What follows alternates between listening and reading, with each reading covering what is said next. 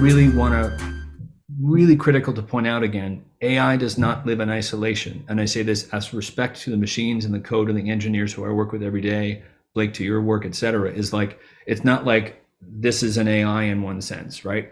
There's AI in this phone. The data from this phone, from me, is tracked. And again, here's where I want to be clear.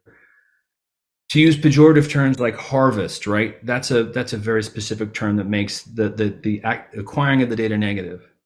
In terms of GDPR, how people allow their data to be used, when I say genuine, meaningful consent, and I've worked in this space, I work with many of the world's leading thinkers around the world in data and cybersecurity, I still want to use the internet. So I click accept, even after GDPR. There's things like the California Data Privacy Act, the Age Appropriate Design Code, which means, for instance, can children, used to be age 13 in something called COPPA. It used to be 13 years old that kids, young people, could get onto Facebook. And the logic being, if they didn't, then they had to ask their parents, can I sign? Here, a lot of the logic is, I believe, about communication. Parents and children, I'm not here to tell them what to do, but there's a delineation. Should kids at a certain age be tracked? And what can be tracked, right? So the reason now the Age Appropriate Design Code in the UK by Baroness Beebe Kidron got started is that age went from 13 to 6 to 5 to 4. And the data that was tracked with young people was not just, do I like Snuffleupagus, showing my age, or do I like whatever? It was, were the eye tracking happening?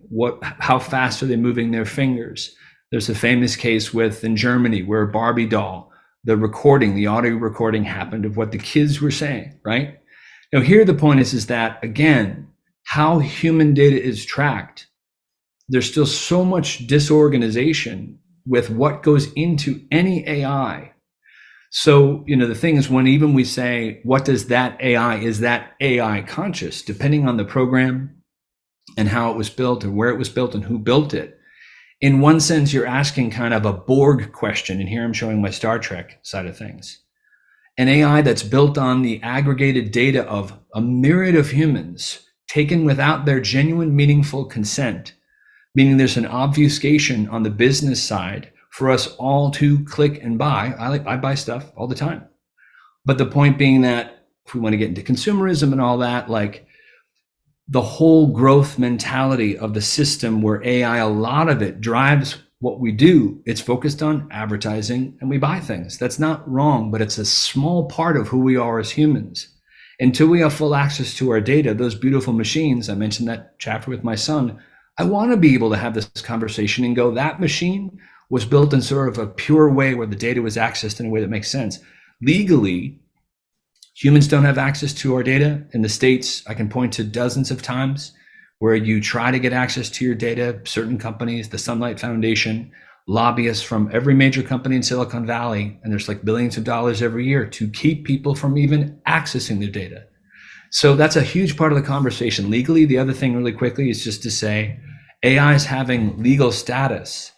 It's not just the designer, it's the company supporting the intellectual property. There's a fleet of incredibly talented people building an AI.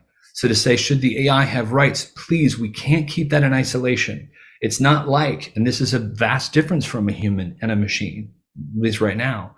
Humans are born to one person in a very specific context. Machines and algorithms typically are built by companies with dozens of smart people with lawyers, and the companies have the intellectual property that the humans don't. So we can't just have this conversation kind of out of context, like an AI just appears and there's Bob the AI.